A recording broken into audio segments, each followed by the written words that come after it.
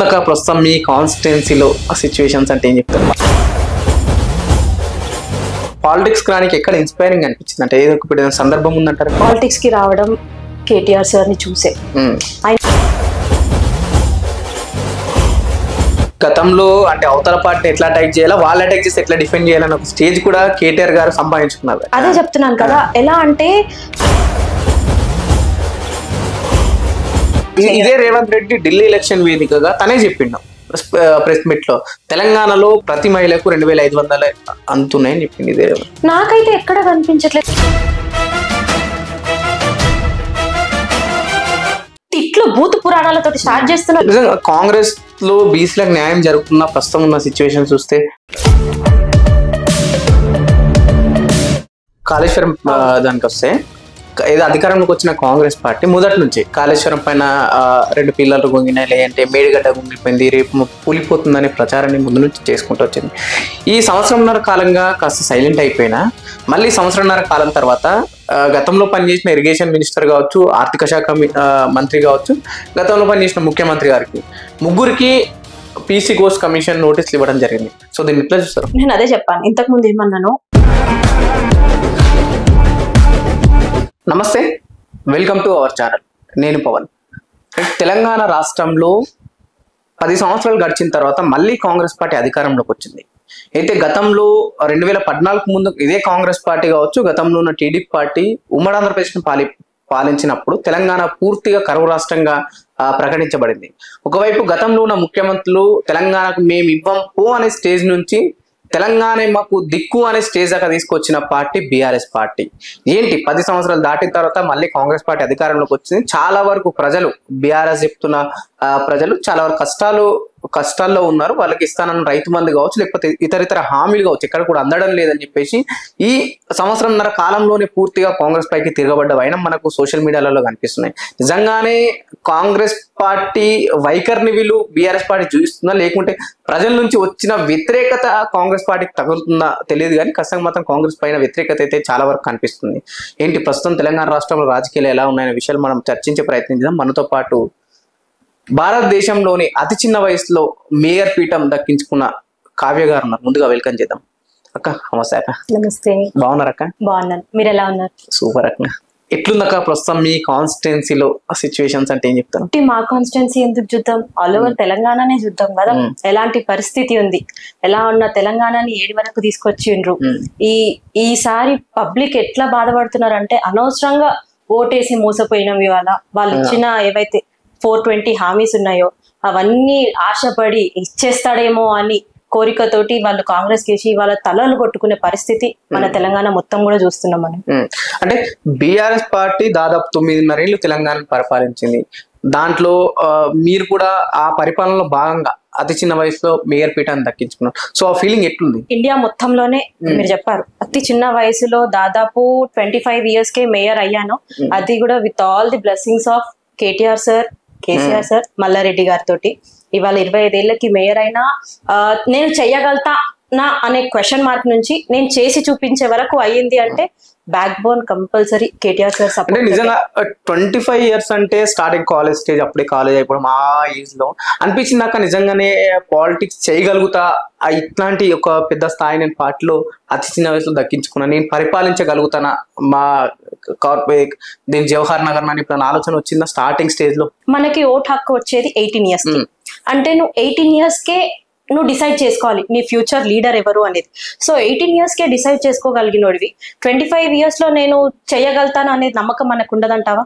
So అలాంటి నమ్మకంతోటే youth ఇంకా రావాలి పాలిటిక్స్ లో ఫర్ ది బెటర్ ఫ్యూచర్ అనే ఆలోచనతోటి 25 years కే మేయర్ గా అయినా. నాకు 23లో బీటెక్ కంప్లీట్ అయిపోయింది, 24లో పెళ్లి అయింది, 25లో నేను డైరెక్ట్ గా రావడమే పాలిటిక్స్. బీఆర్ఎస్ బీఫామ్ పైనే వచ్చాను, బీఆర్ఎస్ బీఫామ్ పైనే గెలిచాను, మేయర్ అందులోనే అయ్యాను, యంగెస్ట్ మేయర్ గా గుర్తింపు కూడా పొందినాను. సో వాళ్ళకి ఎల్లప్పుడు బీఆర్ఎస్ పార్టీకి నేను రుణపడి ఉంటాను. అంటే ఏ రాజకీయ పార్టీలోనైనా దాదాపు 10-15 ఏళ్ళు పనిచేసిన నాయకులు, వ్యక్తులు ఉన్నారు, కానీ వాళ్ళకు దక్కని అవకాశం అతి చిన్న వయసులో మీకు దక్కినందుకు అంటే ఏమైనా అదృష్టంగా భావిస్తున్నా, లేకుంటే పార్టీ గుర్తించిందని అనుకుంటారా? రెండు చెప్పొచ్చు. పార్టీ గుర్తించింది అని చెప్తాను, ఎందుకంటే ఇవాళ మా డాడీ ఎవరైతే ఉన్నారో అయ్యప్ప అనేవాళ్ళు, అయినా ప్రతి జవహర్ నగర్ లో మీరు ఏ టెంపుల్ కి పోయినా, ఎక్కడ చూసినా, ఏ దాంట్లో అయినా కంపల్సరీ అయినా ఏదో ఒక డెవలప్మెంట్ పర్పస్ కోసము ఫండింగ్ ఇస్తారు. ఎక్కడైనా సరే అది పేదవాళ్ళకి కానీ, భోజనాలు కానీ, ఎక్కడ. సో డాడీకి అలాంటి మంచి పేరు ఒకటి ఉంది. ఆ పేరుని గుర్తించి వాళ్ళ మా మల్లారెడ్డి సార్ ఏవైతే మాకు ఎమ్మెల్యేనో ప్రస్తుతం, ఆయన గుర్తించి అరే ఇక్కడ ఒక మా అయ్యప్ప అని ఉన్నాడు, ఆయనకి మంచి పేరుంది, ఆయన చెప్తే పబ్లిక్ అందరు కూడా వింటారు అనే ఉద్దేశంతో వాళ్ళు నన్ను ఇక్కడ నేను ఒక పర్సన్ ఉన్నాను అని గుర్తించి, వాస్తవానికి మా డాడీ ఏంటంటే మన సరే ఎవరైతే ఏంటి, కొడుకైతే ఏంటి, కూతురైతే ఏంటి, ఎవరైనా ఓకే అని చెప్పేసి ఇవాళ నన్ను పాలిటిక్స్ కి తీసుకురావడము మెయిన్ గా ఆయన సపోర్ట్ తోటే మల్లారెడ్డి సార్ గుర్తించి ఇవాళ నేను మేయర్ అయ్యడం జరిగింది. అంటే 25 అంటే చాలా యంగ్ ఏజ్. అంటే జనరల్ గా ఏంటంటే ఇప్పుడు మా లాంటి వాళ్ళు కావచ్చు, ఇప్పుడున్న ప్రస్తుతం జనరేషన్ కావచ్చు, సినిమాలకు వెళ్దాం, లేదంటే ఇంకా టూర్లకు వెళ్దాం, ఫ్రెండ్స్ తో చిల్ అవుదాం అనే స్టేజ్ నుంచి నిజంగా ప్రజల్ని పాలించాలనే ఆలోచన ఎక్కడ వరకు స్టిక్ అయిందంటే ఏం చెప్తారు? ఒకటి మీకు మొన్న ఒక ఇన్సిడెంట్ అయింది, నేను మీ ఛానల్ ద్వారా నేను అందరికీ కూడా తెలియజేద్దాం అనుకుంటున్నా. ఏదైతే మీరు కర్ణాటకలో చూసారు తెలుసు కదా, 11 మెంబర్స్ యూత్ చనిపోయారు. ఆర్సీబీ ర్యాలీ గెలిచిన తర్వాత చనిపోయారు. దానికంటే ముందు మన దగ్గర పుష్ప 2 రిలీజ్ అప్పుడు కూడా చనిపోయారు. ఒకటి అర్థం కానిది ఏంటంటే యూత్ మ్యాచ్ల పైన చూపించినంత ఇంట్రెస్ట్, సినిమాల పైన చూపించినంత ఇంట్రెస్ట్ ఎందుకు, వై నాట్ ఓటేసే దాంట్లో ఇంట్రెస్ట్ ఎందుకు చూపించట్లేదు? నువ్వు 18 years నీకు వచ్చాయి, నువ్వు ఒక యూత్వి, నీకు మైండ్ లో ఆలోచన ఉంటది ఎవరికి వేస్తే మంచి ఫ్యూచర్ ఉంటది అనేది. అరే ఆర్సీబీలో ర్యాలీలో నిల్చున్నంత ఓపిక నీకెందుకు ఓటేసేటప్పుడు ఎందుకు ఓపిక రావట్లేదు?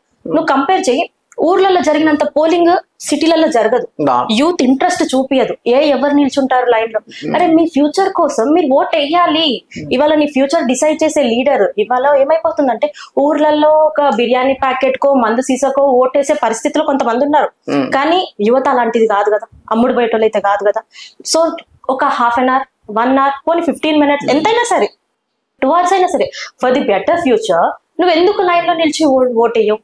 ఇక్కడ ఏమైపోయింది అంటే అరే ఇక్కడ మంచిగా లేదు, నేను ఫారెన్ వెళ్ళిపోతా, నాకు ఇక్కడ ప్రస్తుతం బాగా అనిపించట్లేదు, ఇక్కడ నాకేం లాంటి ఇది కూడా సపోర్ట్ లేదు, నేను ఫారెన్ వెళ్ళిపోతా.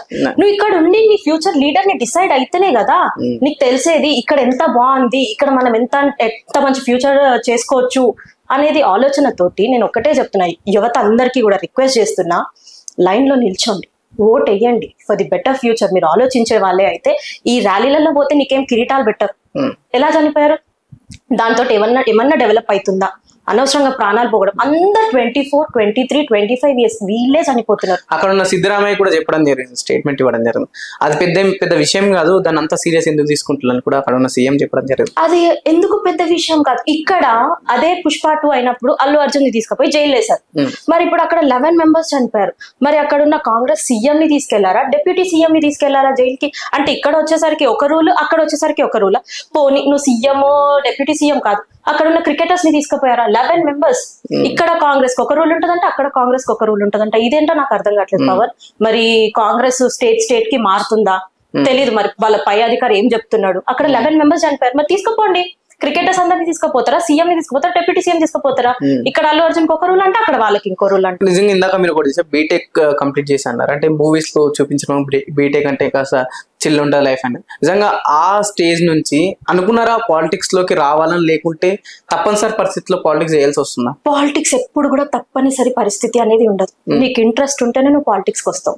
మీ వరకు ఏంటంటే? నా వరకు నేను చెప్తున్నాను, ఇవాళ నేను బీటెక్ కంప్లీట్ చేసేసాను, నా స్కూలింగ్ బీటెక్ అంతా కంప్లీట్ అయిపోయింది. తర్వాత మా డాడీ దగ్గరికి పబ్లిక్ రావడము, చూడడము, అరే డాడీ ఎందుకు ఎప్పుడు చూడు వీళ్ళకి వాళ్ళకి ఫండింగ్ ఇస్తున్నావు, అదేదో మనమే ఒక పార్టీలో పోయి ఒక లీడర్షిప్ తోటి ఇస్తే కొంచెం యూస్ఫుల్ అన్న. ఇప్పుడు నువ్వు అయ్యప్ప ఫౌండేషన్ ద్వారా అందరికి ఏదో ఒకటి హెల్ప్ చేస్తున్నావు, వై నాట్ పాలిటిక్స్ కి పోతే పార్టీ కూడా సపోర్ట్ చేస్తుంది. రేపు మనం కూడా ఏదైనా చేసుకోగలుగుతాము, సపోర్ట్ చేయగలుగుతాము. నువ్వు ఇప్పుడు అనాథాశ్రమాలకు ఇస్తున్నావు, గుళ్ళకి ఇస్తున్నావు, చర్చ్లకు ఇస్తున్నావు, అదేదో నువ్వు మనం పార్టీ తరపున కూడా ఇస్తాము, ఇంకా బాగుపడుతుంది కదా అనే ఆలోచనతోటి పార్టీలోకి రావడం జరిగింది. పాలిటిక్స్ రానికి ఎక్కడ ఇన్స్పైరింగ్ అనిపించింది అంటే ఏదో సందర్భం ఉందంటారు? పాలిటిక్స్ కి రావడం కేటీఆర్ సార్ ని చూసే, ఆయనకున్న సబ్జెక్ట్ నాలెడ్జ్, ఆయనకున్న ప్రతి దానిపైన టాలెంట్. మాస్ లోకి పో మాస్ ఉంటాడు, క్లాస్ లోకి పో క్లాస్ ఉంటాడు, ఎక్కడ పోను రైతులతో మాట్లాడే సిచ్యువేషన్ కానీ నువ్వు ఫారెన్ లో ఇచ్చే స్పీచెస్ కానీ కేటీఆర్ సార్ది అసలు ఎవ్వరితోటి అవ్వదు. ఎప్పటికీ మేము ఇంట్లో కూడా డిస్కషన్ అదే అంటాం, ఇంకెప్పుడు నేర్చుకుంటాను ఆయన లాగా మాట్లాడటం, అసలు ఆయనకున్న సబ్జెక్ట్ చూస్తున్నప్పుడు స్క్రీన్ పైన నేను కూడా చెయ్యాలి, ట్రై చేయాలా, కాపీ చేయాలని. ఆబ్వియస్లీ ఎందుకు అనిపించదు, కాపీ చేయాలని కాదు, నేర్చుకోవాలి, ఆయనలా మాట్లాడడం నేర్చుకోవాలి, ఇంకెప్పుడు నేర్చుకుంటాము. ప్రతి స్పీచెస్ చూడడం కానీ అరే మెయిన్ గా, ఎందుకంటే వచ్చామా ఆడ పేపర్ రాసింది చదివినామా పోయినామా అనేది కాదు, ప్రతి ఆయన మాట్లాడే ప్రతి టాపిక్ పైన సబ్జెక్ట్ ఆయనకి తెలిసి ఉంటది, దానిపైనే చెప్తాడు. గతంలో అంటే అవతల పార్టీని ఎట్లా అటాక్ చేయాలా, వాళ్ళు అటాక్ చేసి ఎట్లా డిఫెండ్ చేయాలని ఒక స్టేజ్ కూడా కేటీఆర్ గారు సంపాదించుకున్నారు. అదే చెప్తున్నాను కదా, ఎలా అంటే ఆయనకి పేపర్ పైన రాసే అవసరం లేదు, ఇమ్మీడియట్ గా నువ్వు ఒక క్వశ్చన్ అడిగావనుకో వితౌట్ సబ్జెక్ట్ అయినా చెప్పాడు, ప్రతి సబ్జెక్ట్ తెలుసుకునే ఉంటాడు ఆయన. అదే అంటున్నా, నువ్వు పొలం సైడ్ పో, పొలంలో ఉన్న ప్రతి మొక్కతో ఉన్న సబ్జెక్ట్ చెప్తాడు. నువ్వు అలాగే కంపెనీ సైడ్ పో, సాఫ్ట్వేర్ సైడ్, ప్రతి కంపెనీ గురించి కూడా చెప్తాడు. అట్లా నువ్వు ఎవరికైనా సమాధానం చెప్పే టాలెంట్ ఆయన చూసే మేము కూడా అనుకున్నాం, అరే 1 సంవత్సరం కాకపోయినా 2 సంవత్సరాలు కాకపోయినా 10 years కైనా నేను నేర్చుకోనా, ఆయన లాగపోని ఆయన అంతా కాకపోయినా అట్లీస్ట్ అందులో ఒక 25% అన్న నేర్చుకోనా అనే ఆశతోటే ఆయనను చూసి, ఆయన ఒక రోల్ మోడల్ అందరికి, నేనే కాదు నాలాంటి యువతకి చాలా మందికి కూడా ఆయననే రోల్ మోడల్ కాబట్టి ఆయనను చూసి రావడం జరిగింది. ఇప్పుడు జవహర్ నగర్ మేయర్ బిటర్ ఎక్కినాక ఫస్ట్ టైం కేటీఆర్ కలిసినప్పుడు ఆ ఇయర్ లో తను చెప్పిన మాటలు ఏంటి? ఫస్ట్ టైం ఆయనని చూసినప్పుడు కేటీఆర్ సార్ ని దగ్గర నుంచి చూసినాం, చూడగానే ఆ హ్యాపీ మూమెంట్ చెప్పలేదు. అంటే ఎప్పుడు కూడా అంటే తన అప్పటి సెలబ్రిటీ స్థాయిలో, అంటే ముందు నుంచి 2014 నుంచి స్క్రీన్ పైన కనిపించడం, ఆయనని ఎప్పుడు చూసినా తెర పైన చూడడమే వాస్తవానికి, లేదంటే స్పీచెస్ ఇచ్చినప్పుడు ఎప్పుడైనా ర్యాలీలలో ఉండడము చూడడము అదే జరిగింది. ఫస్ట్ టైం మేయర్ అయినప్పుడు సార్కి వెళ్ళి ఒక బొకే ఇస్తుంటే ఆ హ్యాపీ మూమెంట్ ఎలా ఉంటదంటే చెప్పలేం. ఆయన ఒకటే మాట చెప్పిండు, నమ్మి నీకు మేయర్ ఇచ్చిన పేరు ఎక్కడ కూడా చెడగొట్టుకోవద్దు, ఎప్పుడు పబ్లిక్ లోనే ఉండాలా, నువ్వు నమ్మకు. ఫస్ట్ మాట ఇదే చెప్పిండు, ష్యూర్ సార్ మీరు ఇచ్చిర్రు, నేను అది నిలబెట్టుకుంటాను, ఆ పేరు నిలబెట్టుకుంటానే ఉద్దేశంతో ఆయన చెప్పిన వెంటనే అసలు ఆయన చూడగానే ఫస్ట్ మాటలు రాలేదు. నేను నిజంగానే కేటీఆర్ సార్ నేను చూసేది అని ఒక టైంలో అనిపించింది. బట్ ఫస్ట్ ఆయన చెప్పిండు, ఇచ్చిన నమ్మకంతో ఇచ్చిన. ఎంతో మంది వేరే వేరే అన్నా సరే నువ్వైతే కొంచెం మా ఎవరైతే ఉన్నారో మా జవహర్ నగర్ నెక్స్ట్ జనరేషన్ కి ఏమన్నా ఆలోచనతో ఇచ్చింది. జవహర్ నగర్ లో ఉన్న వాళ్ళంతా సీనియర్ లీడర్స్, కార్పొరేటర్స్ అయిన వాళ్ళు కానీ వాళ్ళు నీకు ఈ యంగ్ ఏజ్ లో నేను మేయర్ ఇచ్చిన, you should not prove me wrong, నువ్వు కంపల్సరీ కరెక్ట్ చేసి చూపించాలంటే షూర్ సార్ మీరు చెప్పిన మాటలు నేను ఇంకా మైండ్ లో పెట్టుకున్నా.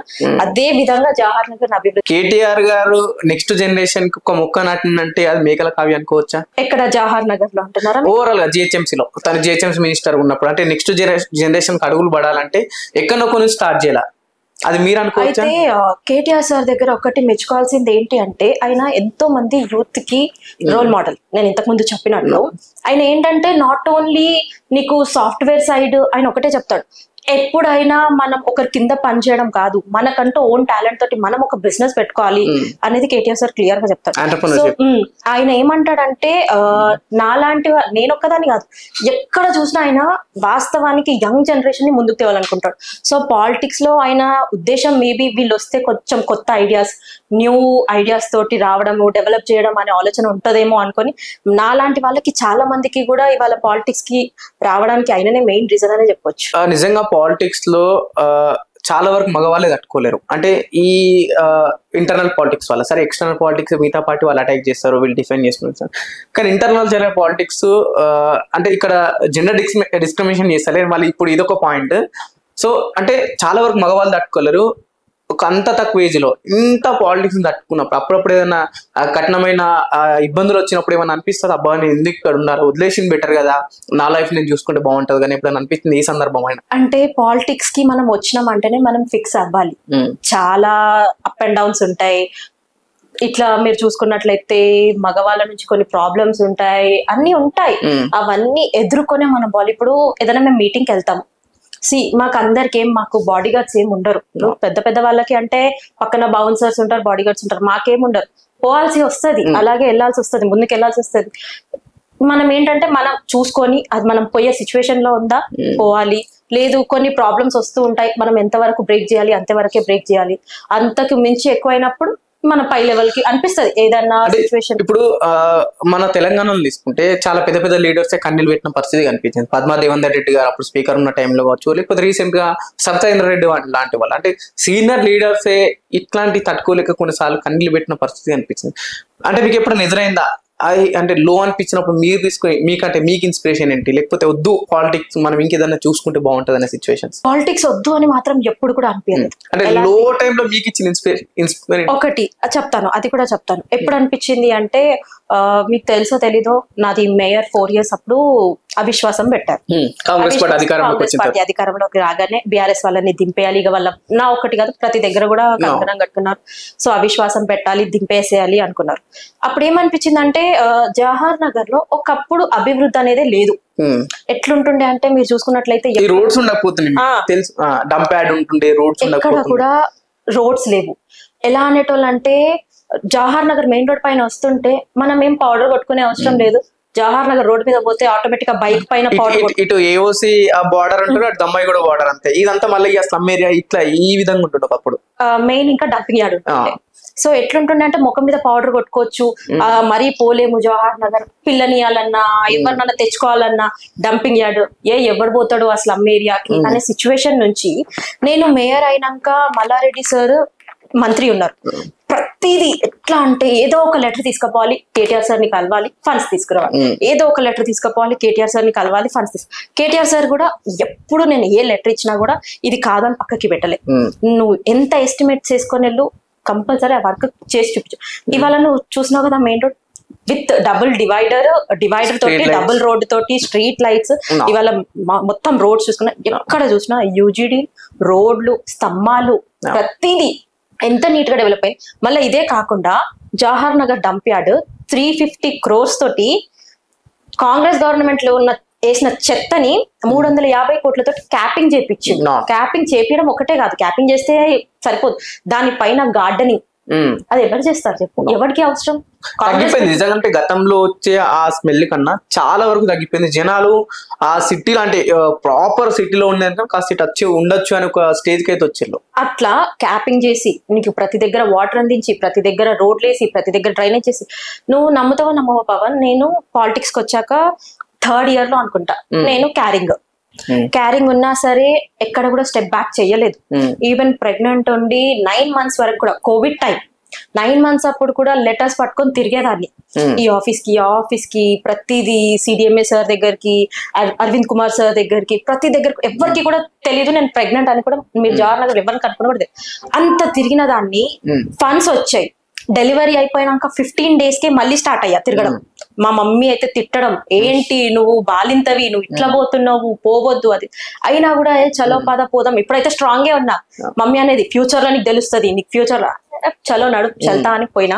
అంత చేసి అంత డెవలప్ చేశాక కాంగ్రెస్ రాగానే కార్పొరేటర్స్ అంతా చలో మన దంద మళ్ళీ ఆపొద్దు, కాంగ్రెస్ కి వెళ్ళిపోదాం, దాంట్లో స్టార్ట్ చేసుకుందాం అని అందరు కాంగ్రెస్ కి వెళ్ళిపోయి కాంగ్రెస్ మేయర్ చేసినప్పుడు ఫస్ట్ టైం అనిపించింది లైఫ్ లో, అరే ఎందుకు వచ్చినాం ఈ పాలిటిక్స్ కి, దీనికోసమేనా? నేను ఏదో డెవలప్ చేసేస్తే అందరు నాతోటి ఉంటారు, అందరు నన్ను గుర్తు పెట్టుకుంటారు, గుర్తిస్తారు, కార్పొరేటర్స్ అంతా సపోర్ట్ చేస్తారు అనే ఉద్దేశంతో అనుకున్నాను. బట్ ఒక్కసారి గవర్నమెంట్ రాగానే ఎట్లా ఒక్కరికొకరు ఫేసెస్ చేంజ్.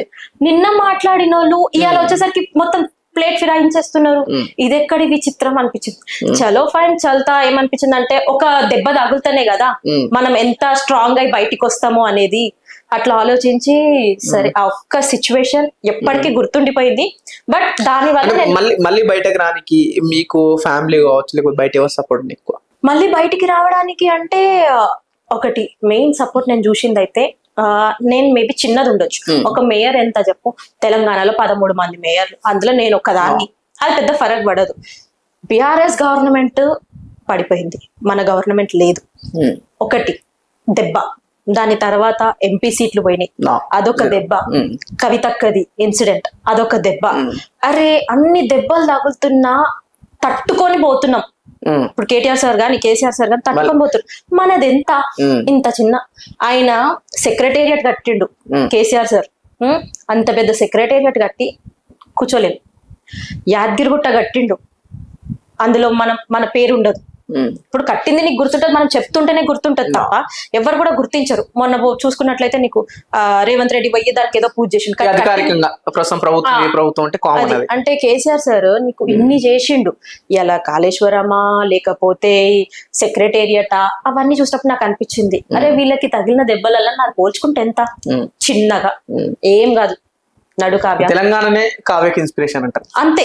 మెయిన్ అదే మెయిన్, ఏం కాదు నడు, మనం పోతూనే ఉండాలా, తగులుతూనే ఉంటాయి.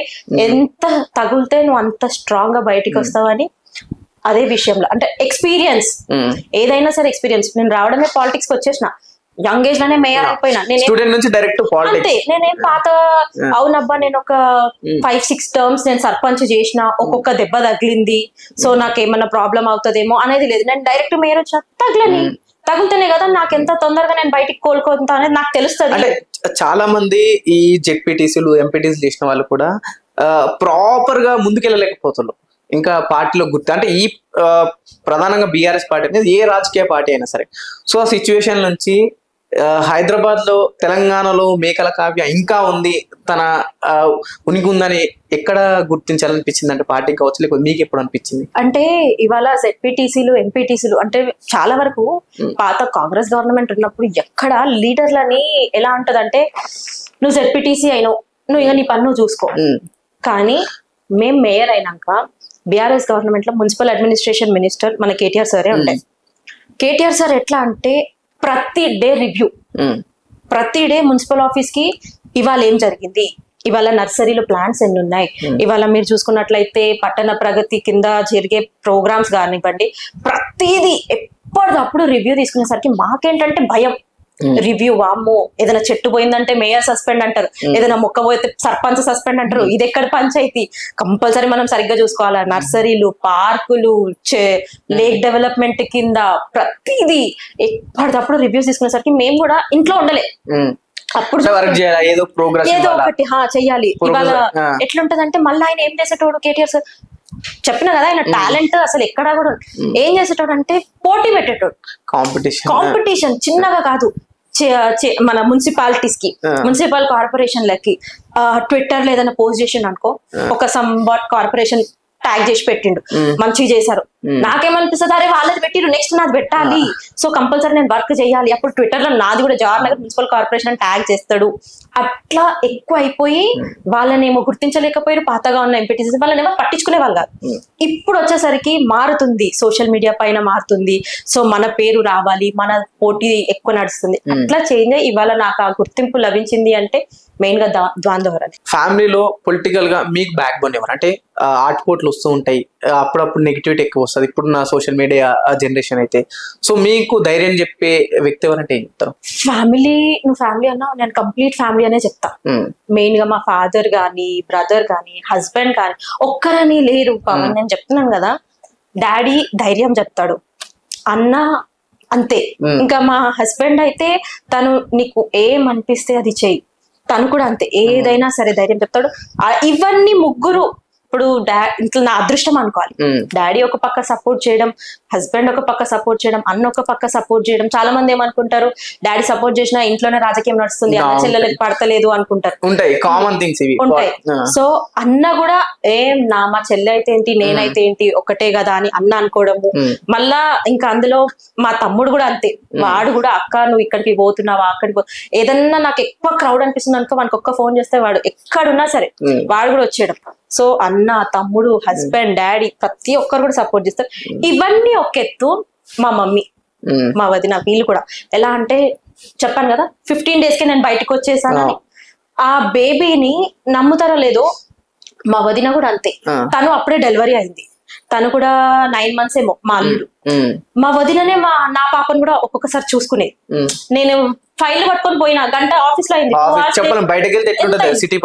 మా మమ్మీ, మా వదిన పిల్లల్ని కూడా అలాగే చూసుకున్నారు. సో కంప్లీట్ గా అందరు సపోర్ట్ ఉంది కాబట్టి ఇవాళ నేను ఇట్లా రాగలుగుతున్నా. ప్రతి ప్రోగ్రామ్ ఏ టైంకి రమ్మన్నా, ఒక్కొక్కసారి ఈ టైంకి మనం వెళ్ళిపోవాలి వేరే వేరే దగ్గర. ఇప్పుడు చూసుకున్నట్లయితే మొన్న వరంగల్ తెలీదు అంతే కదా. ఇప్పుడు మేము వరంగల్ ప్రోగ్రామ్ కి పోయినాం, వచ్చేసరికి 12-1 అవుతుంది. పిల్లల్ని చూసుకోవాలి. ప్రతి ఒక్కరు ఉన్న ఫ్యామిలీలో అందరు కూడా మంచిగా చూసుకుంటారు.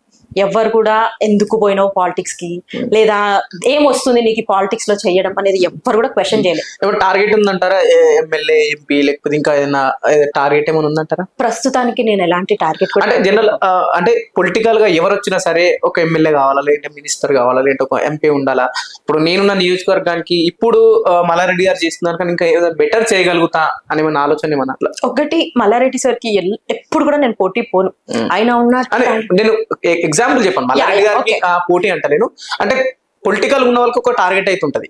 అయితే అది కూడా చెప్తాను. ఒకటి, నేను చేసిన డెవలప్మెంట్ చూసి పార్టీ గుర్తించి ఇంకేదన్నా చెయ్యు అంటే కూడా చేయడానికి రెడీ. లేదు నేను ఇంకా కొంచెం చెయ్యాలి, ఇంకా డెవలప్ అవ్వాలి, నేను కూడా పబ్లిక్ లో ఇంకా తిరగాలి, సో నీకు ఇంకా టైం పడుతుంది అంటే కూడా వితౌట్ ఎనీ పోస్ట్ కూడా నేను పార్టీ కోసం కష్టపడడానికి ఎప్పుడు కూడా రెడీ ఉంటా. అంతేగాని ఎమ్మెల్యేకి ఆశపడయో లేకపోతే ఎంపీకా మంత్రికా అలాంటి ఆలోచన అయితే లేదు. పోస్ట్ ఉన్నా లేకున్నా, అప్పుడు కావ్య ఎట్లా ఉంటుండే ఇప్పుడు కూడా కావ్య అలాగే ఉంటది, పోస్ట్ ఉన్నా లేకున్నా ఎండు. ఒకవైపు ఫ్యామిలీ బాగానే సపోర్ట్ చేసింది, ఈ రాజకీయ ప్రస్థానం అంతా సూపర్. ప్రభుత్వం మారిన తర్వాత మీకు ఏం చేంజెస్ కనిపించినాయి? ఎందుకంటే గతంలో బీఆర్ఎస్ పార్టీకి పనిచేసేళ్ళు, ప్రజలు 2 సార్లు ఆదరించారు, 3వ సారి తిరస్కరించారు. సో మీకు ఎట్లా అనిపిస్తుంది? ప్రజలు ఎక్కడ కూడా తిరస్కరించలేదు. ప్రజలకు ఏమైపోయింది అంటే, కాంగ్రెస్ గవర్నమెంట్ ఏదైతుందో 420 హామీలు ఇచ్చింది, 420 హామీలు ఇచ్చింది. దానికి ఆశపడ్డరే తప్ప ఎక్కడ కూడా బీఆర్ఎస్ కి వ్యతిరేకంగా ఎక్కడ కూడా ప్రజలు లేరు.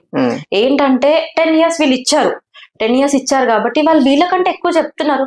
ఒకసారి ట్రై చేద్దాం అనే ఉద్దేశంతో మెయిన్ గా వాళ్ళు ఇచ్చిన హామీలలో మీరు చూసుకున్నట్లయితే రైతులకి గాని మహిళలకి గాని ప్రతి ఒక్కటి 2500 మహిళలకు ఇస్తామని చెప్పేసి, రుణమాఫీ చేస్తామని, తులం బంగారము, స్కూటీ గాని ఏదైనా సరే ఆ ఇచ్చిన ఏదైతే 420 హామీలని నమ్మి వాళ్ళకి ఓటేసారే తప్ప ఎక్కడ కూడా బీఆర్ఎస్ పార్టీని తిరస్కరించలేదు.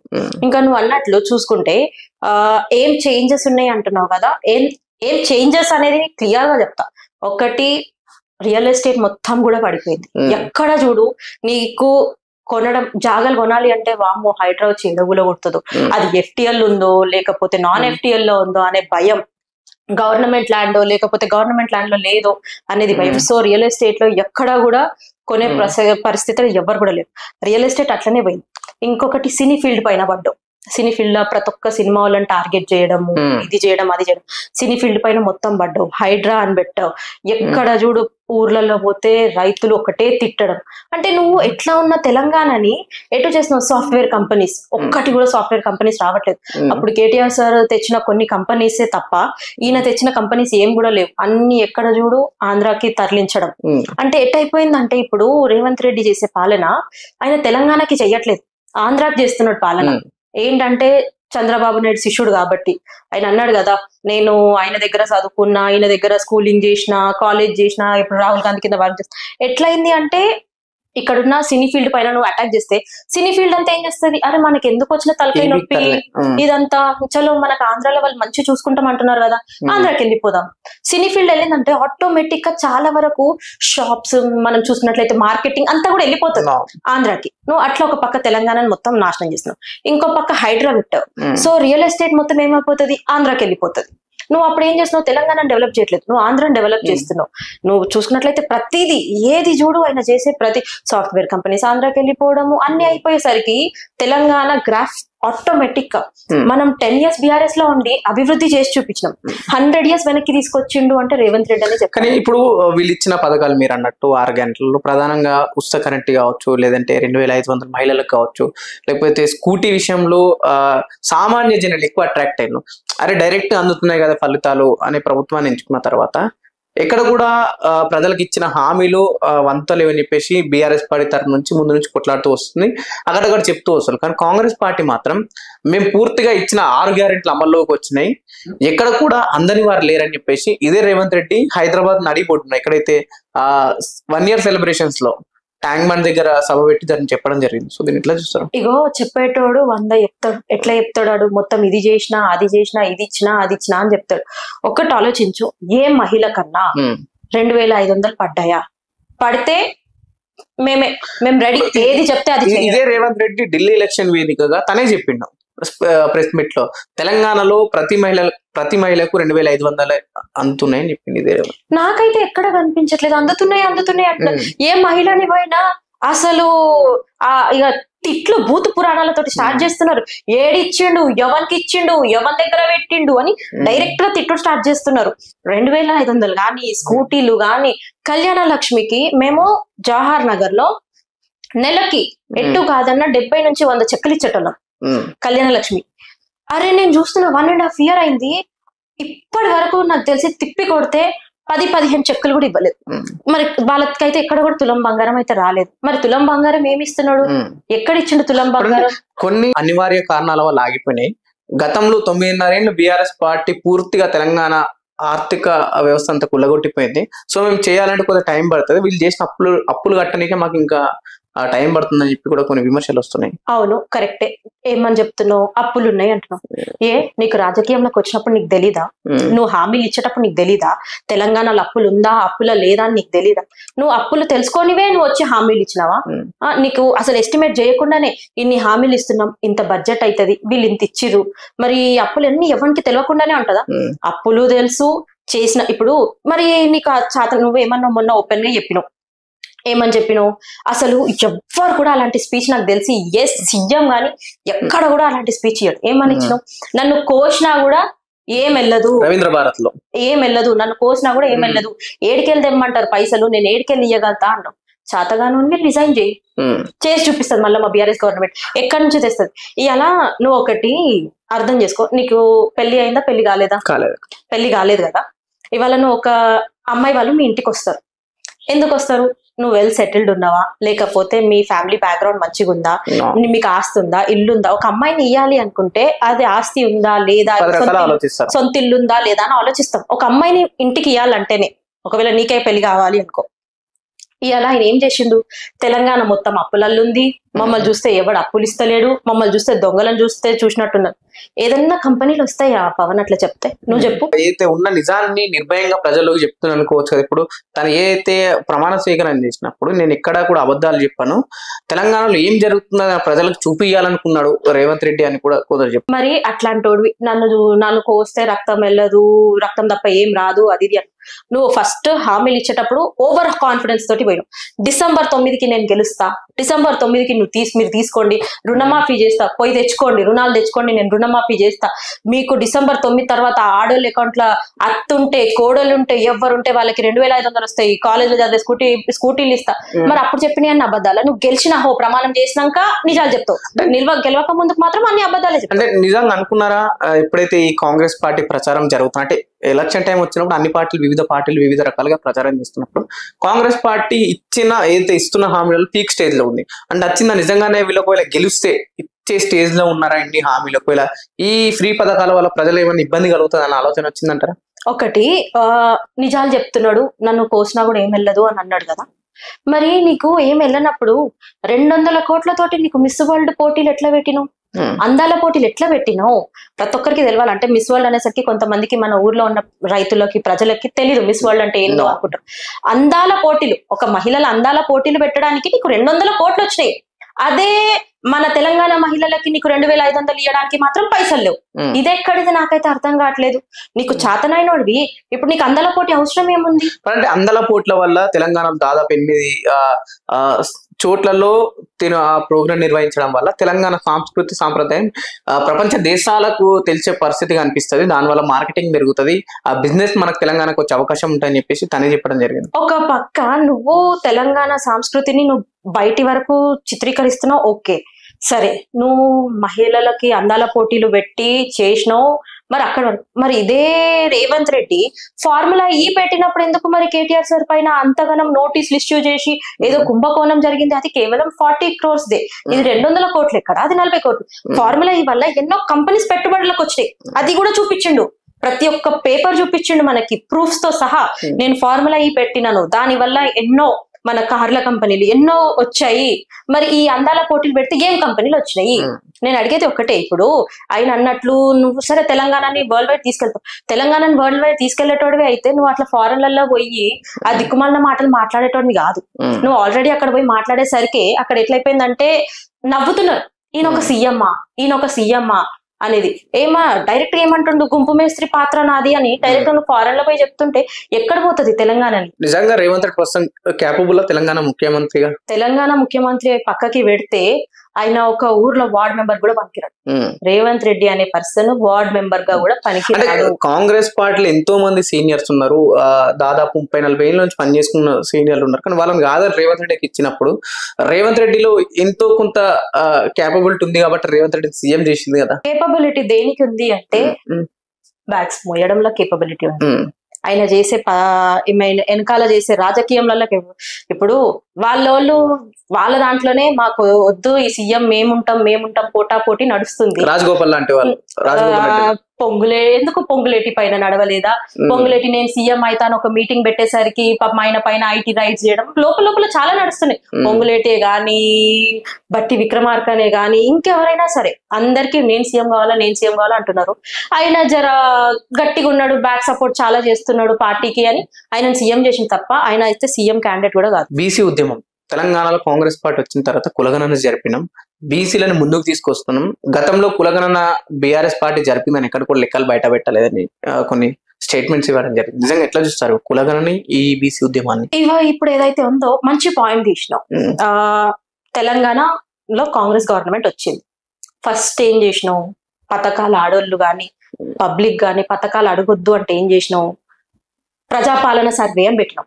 ఫస్ట్ 3 months ప్రజాపాలన సర్వే పైన మేము అందరం పేపర్లు పట్టుకొని తిరిగి మేము కూడా అరే వచ్చింది కదా ప్రజలకు ఏదైతే ఏ పార్టీ అయితే ఏంటి మంచి పనులు అవుతున్నాయి అంటే మేము కూడా సపోర్ట్ చేస్తామని ఈవెన్ మేము కూడా పోయినాం. వాళ్ళతో పాటు లెటర్స్ తీసుకెళ్లడం, వాళ్ళకి ఏమైనా ప్రాబ్లమ్స్ ఉంటే మేము ప్రజాపాలనలో వాళ్ళకి చెప్పడము, వాళ్ళు ఇల్లు ప్రజాపాలన 3-4 months చేసినాం. అది అయిపోయింది. అయిపోయినాక ఏం చేసినాం? మళ్ళీ కులగణన సర్వే అని చెప్పినాం. మళ్ళీ అదొక 6 months చేసినాం. ఆ కులగణన సర్వే అయిపోయినాక మళ్ళీ రీసర్వే అన్నాం. ఫస్ట్ బీసీ తక్కువ ఉన్నారు అని చెప్పినాం. గొడవ అయ్యేసరికి అరే బట్టి విక్రమార్క గారు ప్రెస్ మీట్ పెట్టి ఎవరైతే దీంట్లో పాల్గొన్న వారు ఉన్నారో వాళ్ళు మళ్ళీ అది ఎప్పుడు చెప్పినాం? మా బీఆర్ఎస్ పార్టీ ఉండి కులగణన సర్వే చేసినప్పుడు మన ఏదైతే బీసీ 64% ఉన్నారు, బీసీఎల్ మేమున్నప్పుడు 64% ఉన్న బీసీలు మరి నువ్వు చేసినప్పుడు 42కి ఎట్లా పడిపోయింది అంటే వాళ్ళు చెప్పింది ఏంది? కొంతమంది కుక్కలను వదిలిరు, మేము అందుకే బీసీ సర్వే చేయలేకపోయినాం. కొంతమంది కోవిడ్ లో చనిపోయిన వాళ్ళు ఉంటారు. సరే బీసీలు ఒక్కరే చచ్చిపోతారా కోవిడ్ లో? నాకు అర్థం మన బీఆర్ఎస్ టైంలో ఉన్నప్పుడు 64% ఉన్నది 42%కి ఎట్లా వస్తుంది అని మనం పాయింట్ రేజ్ చేసి బీఆర్ఎస్ ప్రతిపక్షంగా ఉండి మనం గొంతు లేపి అడిగినందుకు మళ్ళీ రీసర్వే చేసి. సో ఇక్కడ చూసుకున్నట్లయితే బీసీకి బీఆర్ఎస్ సపోర్ట్ చేసినట్ట, కాంగ్రెస్ సపోర్ట్ చేసినట్ట ఓపెన్ గా తెలుస్తుంది. బీఆర్ఎస్ సపోర్ట్ చేసింది కాబట్టి, బీఆర్ఎస్ అడిగింది కాబట్టి నువ్వు సెకండ్ సర్వే పెట్టి బీసీ అని చెప్తున్నావు. కాంగ్రెస్ లో బీసీలకు న్యాయం జరుగుతున్న ప్రస్తుతం ఉన్న సిచ్యువేషన్ చూస్తే లేదు, కేవలం బీసీ అని ఒక నినాదాన్ని వాడుకుని మళ్ళీ ఎలక్షన్స్ కావచ్చు లేకపోతే స్థానిక సంస్థల ఎలక్షన్ లో ఈ నినాదాన్ని వాడే అవకాశం కనిపిస్తుందా? ఇప్పుడు కాంగ్రెస్ తోటి బీసీకి జరిగేది ఏది కూడా లేదు, అది క్లియర్ గా చెప్పొచ్చు. వాళ్ళు చేసింది కూడా ఏం లేదు. వాళ్ళు ఉన్న వాటికే ఏమి ఇస్తలేరు, పబ్లిక్ కి చెప్పిన హామీలే ఇస్తలేరు. ఇంకా బీసీలకి ఏమన్నా మంచి జరుగుతుంది అంటే మాత్రం నేను అసలు వాళ్ళ పైన ఆశ కూడా పెట్టుకోవట్లేదు. కాళేశ్వరం, తెలంగాణలో కాళేశ్వరం గురించి మీరేం చెప్తారు? కాళేశ్వరంది ఇప్పుడు చాలా హాట్ టాపిక్ నడుస్తుంది, అది మీకు కూడా తెలుసు. నువ్వు మొన్నటి వరకు ఏం చేసినావు? కాంగ్రెస్ గవర్నమెంట్ ఒక్కటే ఏం పని పట్టుకుంది? పబ్లిక్ ని మైండ్ డైవర్ట్ చేయాలి, ఏదో రకంగా డైవర్ట్ చేయాలి. కాసేపు హైడ్రా పెడతావు, పబ్లిక్ ని భయం భయం భయం. నువ్వు ఫోన్ ఓపెన్ చేస్తే హైడ్రా న్యూస్, ఫోన్ టీవీ చూస్తే హైడ్రా. మీరు వ్యతిరేకమా? అయ్యో హైడ్రాకి వ్యతిరేకం. నేను ఒకటి చెప్తున్నా, హైడ్రా వల్ల పబ్లిక్ ఏదైనా యూజ్ ఉంది అంటే ఓకే, వి సపోర్ట్. నిజంగా హైడ్రా వల్ల పబ్లిక్ యూజ్ లేదంటే అక్కడక్కడ కొన్ని కబ్జాలైన భూములను కావచ్చు నాళాలను కావచ్చు తొలగిస్తుంది హైడ్రా. ఒకటి నువ్వు హైడ్రా వాడు ఏం చెప్తున్నాడు? ఫర్దర్ గా ఎవరన్నా కట్టుకుంటే మేము కులగొడతామమ్మా, పాత వాటి జోలికి మేము పోము అని చెప్పారు. కానీ చేసేదంతా పాత వాటికి చేస్తున్నారు. ఇప్పుడు హైడ్రా ఏం చెప్పింది? ఇవాళ చూసుకున్నట్లయితే ఇదే రేవంత్ రెడ్డి ఒకసారి అయ్యప్ప సొసైటీ మీద మాట్లాడిండు. ఏమని మాట్లాడిండు? క్లియర్ గా మీరు చూడండి, ఫోన్ ఓపెన్ చేసి. అయ్యప్ప సొసైటీ మీద ఏం మాట్లాడిండు? మీరు డెమాలిష్లు చేస్తున్నారు. సో హైడ్రా విషయం చూసుకుంటే అయ్యప్ప సొసైటీలో ఆయననే లాస్ట్ టైం స్టేట్మెంట్ ఇచ్చిండు. ఏమని ఇచ్చిండు? వాళ్ళకి పర్మిషన్స్ ఇచ్చో, పాత ఎప్పటి నుంచో కట్టుకొని ఉన్నారు, పర్మిషన్స్ అన్ని ఇవ్వండి, వాళ్ళని ఏదైనా చేయండి అని ఆయననే చెప్పిండు. అంటే ఆయన ఉన్నప్పుడు ఒక రూల్, ఆయన సీఎం కాకముందుకు ఒక రూల్ ఉంటది, ఆయన సీఎం అయినాక ఇంకొక రూల్. నాకైతే ఇది విచిత్రం అనిపిస్తుంది. ఎక్కడ లేని సీఎం నువ్వు పాత వాటికి ఎందుకు పోతున్నావు? అక్కడ ఒక రూల్, ఇక్కడ ఒక రూల్ ఉంటుందా? ఫైన్, నువ్వు కొత్తవి గవర్నమెంట్ ల్యాండ్ లో కట్టకుండా ఆపు, ఈవెన్ మేము సపోర్ట్ చేస్తాం. గవర్నమెంట్ ల్యాండ్ లో కట్టకపోయినా లేకపోతే చెరువులలో ఎఫ్టీఎల్ లో కడుతుంటే, నువ్వు కడుతుంటే అంటే ఫర్దర్ గా ఏమన్నా ఎంక్రోచ్మెంట్స్ అవుతుంటే నువ్వు అలాంటివి చేయి, వీల్ సపోర్ట్. కానీ నువ్వు ఎప్పుడో కట్టుకున్న పేదోళ్ళవి, పర్టికులర్లీ కొంతమంది ఇంకా మెయిన్ చాలా వరకు ఏమొస్తుందంటే బీఆర్ఎస్ పార్టీలో మీరు గట్టిగా వాయిస్ ఇస్తే మీ దగ్గరికి హైడ్రా వచ్చేస్తుంది అనే విధంగా వెళ్ళిపోతుంది. ఇదే కాదు, పబ్లిక్ అయినా సరే ఎంతో మంది, చాలా మంది మేము చూస్తున్నాం కదా, మనం ఫోన్లలో ఓపెన్ చేస్తే అసలు ఎన్ని వస్తున్నాయి. ఎక్కడో దగ్గర వాడు పాపం రోడ్డు మీద చిన్న షటర్ వేసుకున్న వాడిని గులా కొట్టేయడము. అంటే ఇది ఏ రకంగా తీసుకుపోతారు? హైడ్రా అనేది మొత్తం ఎట్లయిపోయింది అంటే ఒక డ్రామా. హైడ్రా వల్ల ఎఫెక్ట్ పడిందంటారా జిహెచ్ఎంసీ పరిధిలో? జిహెచ్ఎంసీ పరిధి కాదు, మొత్తం తెలంగాణకే అది ఎఫెక్ట్ పడ్డది. ఒక హైడ్రా జిహెచ్ఎంసీ పరిధిలో ఉందా, లేకపోతే సిటీ పరిధిలో ఉండొచ్చు, కానీ బయట నుంచి వచ్చే పెట్టుబడులు రావు. రియల్ ఎస్టేట్ ఎప్పుడైనా మనీ అనేది ఫ్లో ఉండాలి, బయటికి లోపలికి రావడం, అది బిజినెస్ అనేది అలా ఉండాలి. కానీ ఎట్లా అయిపోతుందంటే ప్రతి ఒక్కరు ఏదైనా పెట్టుకోవాలి, కొనాలి అంటే కూడా భయపడతారు.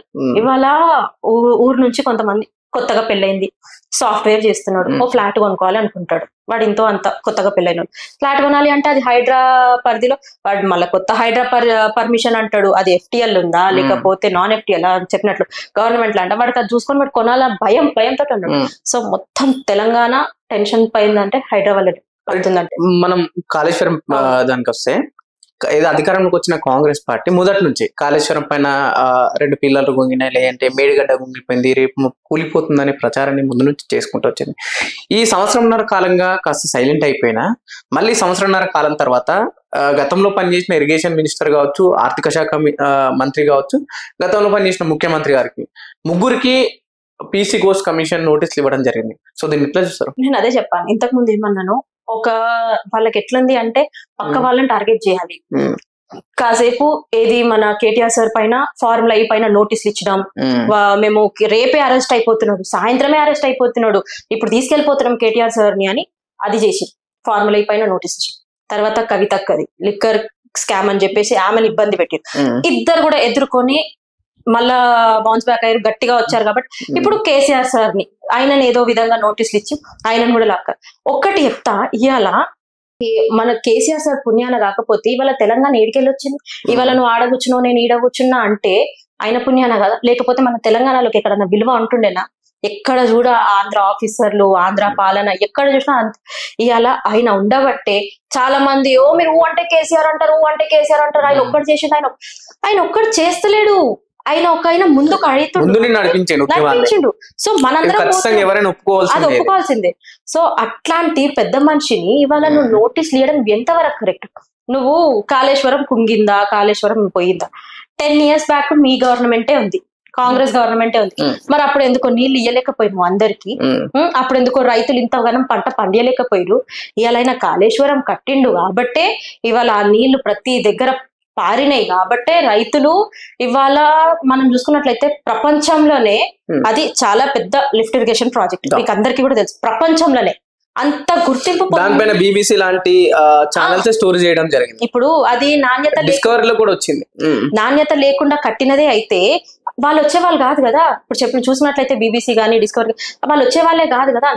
అది కట్టిరు, ఇప్పుడు దాన్ని రికగ్నైజ్ చేసిరు, అది పెద్దది లిఫ్ట్ ఇరిగేషన్ ప్రాజెక్ట్ అని రికగ్నైజ్ చేసిరు అంటే అది చిన్న మాట కాదు. కాళేశ్వరం గురించి ఎంతో మంది స్టోరీస్ ఇచ్చిళ్ళు, ఎంతో మంది ఆర్టికల్స్ రాస్తులు, కాళేశ్వరం గొప్పదనం గురించి కవులు చెప్తులు, రైతులు స్వయాన లాభపడ్డ వాళ్ళు కూడా చెప్తారు. కానీ ఎందుకు కాంగ్రెస్ పార్టీ పదే పదే తనపై నెగిటివ్ ప్రచారం చేయాల్సి వస్తుందంట? అదే కదా, ఇప్పుడు కాళేశ్వరం తోటే ఇవాళ రైతులందరికీ కూడా నీళ్ళు అందడం జరిగింది. రైతులందరూ పంటలు పండించుకోవడం కానీ మనం చూసుకున్నట్లయితే ఒకప్పుడు ఇండియాలో పంజాబ్ హైయెస్ట్ ఉంటుండే ఏది మన ఈ వరి పండించడంలో, కానీ ఇప్పుడు తెలంగాణ ఫస్ట్ అయింది. మొత్తం భారతదేశంలో చూసుకుంటే మీకు తెలంగాణనే ఫస్ట్ ఉంది ప్లేస్. సో అది ఎందుకు అంటే కాళేశ్వరం ఆయన ఇచ్చిన నీళ్లతోటే. ఇప్పుడు ఆ పేరుని చెడగొట్టాలి అంటే అది ఏదో ఒకటి అయ్యింది, లేకపోతే ఈ పిల్లర్ పొంగింది, ఇవన్నీ ఏంటంటే చిన్న చిన్న. ఇప్పుడు మొన్న చర్లపల్లిలో ఒక రైల్వే స్టేషన్ ఓపెన్ అయింది, రైల్వే స్టేషన్ అది ఓపెన్ అయిన 3-4 months కి అనుకుంటా మొత్తం కుప్పగూలింది. మరి ఇప్పుడు మంత్స్ కూడా 2 weeks వర్షం వచ్చింది, మొత్తం స్లాబ్ మొత్తం పడిపోయింది. ఎంత 1 month లోపే చర్లపల్లిలో ఒక రైల్వే స్టేషన్. నువ్వు కాళేశ్వరంలో ఒక పిల్లర్ గుంగిందని చెప్పి KCR సార్ కి నోటీస్ ఇచ్చినావు, మన హరీష్ రావు గారికి కానీ ఇతరులకి కానీ నోటీస్ ఇచ్చినావు. ఇప్పుడు ఆడ మొత్తం అది పడిపోయింది కదా, మరి మోడీకి కూడా నోటీసులు పోతున్నాయా? అంటే నేను అడుగుతున్నాను, మాకు తెలీదు.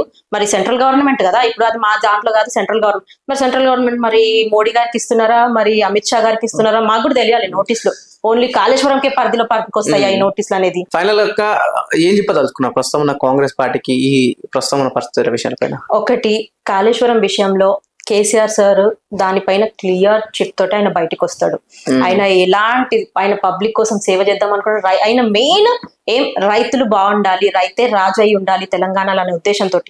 అలాంటిది ఇవాళ మేము అందరం కూడా కేసీఆర్ వెనకాలనే నడుస్తాము, ఆయనకి సపోర్ట్ చేస్తాం. కాళేశ్వరం కూడా ప్రజలకు కూడా తెలుస్తుంది. ఇవాళ నువ్వు కుంగిందంటున్నావు, నువ్వు ఎక్కడ చూడు రైతులు చనిపోతున్నారు, ఎక్కడ కూడా పరామర్శిస్తలేవు వాళ్ళని పోయి. అలాంటిది పోయి ఇచ్చే నీళ్ళు అమ్మ పెట్టదు అడక తిననీయదు అనే పరిస్థితిలో ఇచ్చిన కేసీఆర్ సార్ పుణ్యాన ఆ నీళ్ళు వచ్చి వాళ్ళు ఇంత పండించుకుంటున్నారు. నువ్వు దానికి కూడా ఆపి స్కామ్ ఇది అది అని చెప్తే ఇక నిన్ను ఏమనాలి, ఇంకా ప్రజలే చూసుకుంటారు. సో క్లియర్ గా చెప్పేది ఏంది అంటే, ఇప్పటికైనా ప్రజలు గుర్తించారు, ఆల్రెడీ కాంగ్రెస్ కి వ్యతిరేకం అయ్యారు. మేము చెప్పేది ఏం లేదు. సో ఈసారి బిఆర్ఎస్ హైయెస్ట్ మెజారిటీ తోటి మాత్రం రావడం పక్క. ఖచ్చితంగా. చాలా మంది ఏమనుకున్నారు, పడేస్తున్నారు కాంగ్రెస్ గవర్నమెంట్ ని, పోతుండు. మాకు అవసరం లేదు, ఉండాలి సార్. ఇంకో 3 సంవత్సరాలు ఖచ్చితంగా కాంగ్రెస్ ఉండాలని కోరుకుంటున్నా. కంపల్సరీ వాళ్ళే ఉండాలి. ఏం ఉత్తగేపించుకున్నారా ఓట్లు? పొయ్యిర్రు, మేము ఇస్తామా, మీ అది చేస్తామన్నారు కదా. ఓట్లు వేయించుకున్నప్పుడు కంపల్సరీ చెయ్యాలి. మా బిఆర్ఎస్ పార్టీ మీకు చెప్పినట్లు క్రమశిక్షణ పార్టీ. సో మా కేసీఆర్ సార్ ఏం చెప్పిండు, వాళ్ళకి టైం ఇవ్వాలి. వాళ్ళు ఓట్లు వేయించుకున్నారు, పబ్లిక్ వాళ్ళు తెలవాలి ఏంటి అనేది తెలవాలి. సో వాళ్ళ కోసం మేము వెయిట్ చేస్తున్నాం. మీరు 5 years మీరు ఉండండి, దాని తర్వాత పక్కా మేమందరం బిఆర్ఎస్ వాళ్ళము హై మెజారిటీ తోటి వస్తాము. ఇప్పుడు ఎట్లయిపోయిందంటే బిఆర్ఎస్ పార్టీలో అరే మనం ఆ పార్టీలో ఉండడమే ఇంకా అసలు అదృష్టం అనుకోవాలి అనే సిచ్యువేషన్ లో ఇలా లీడర్స్ అందరు కూడా పోటీ పడి కష్టపడుతున్నారు. రైట్, థ్యాంక్ యూ అక్క, మా ఛానల్ కి మీ సమయాన్ని ఇచ్చినందుకు. మీరు ఇంకా ముందుకెళ్ళాలి, మంచి పదవులు ఉండాలని చెప్పేసి మేము మా ఛానల్ మంచి పూర్తి కోరుకుంటాక. Thank you very much. Thank you Pavan, thank you so much. Like చేయండి, షేర్ చేయండి, సబ్స్క్రైబ్ చేయండి. మరిన్ని వీడియోల కోసం బెల్ సింబల్ పై క్లిక్ చేయండి.